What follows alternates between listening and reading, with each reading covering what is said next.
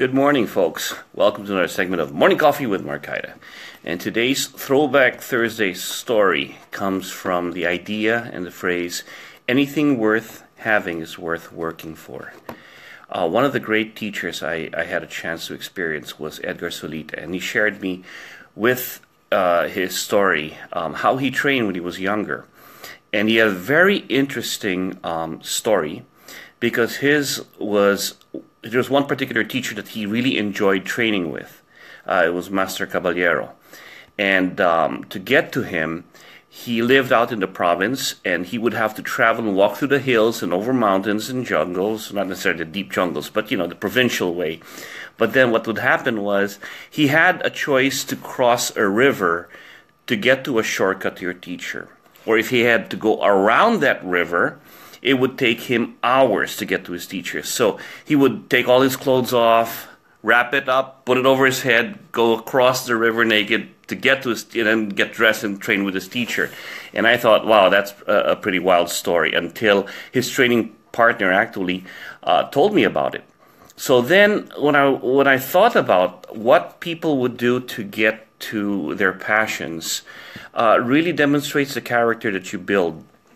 And he loved Filipino martial arts so much that he would actually do that.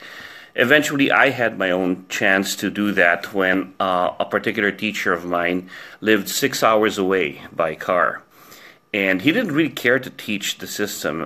He was past that. But when I offered my story that, hey, I will do this, and he goes, cool, I don't think you last. So for 2 years, I would drive 6 hours, train for 2 hours, and drive all the way back. Granted, I was single, I had time to do that, but I always look back to that time when I think about things that are so hard to do, and they don't come easy, but worth doing. Once again, sometimes things that come easy doesn't last, and at the same time, things that last don't come easy.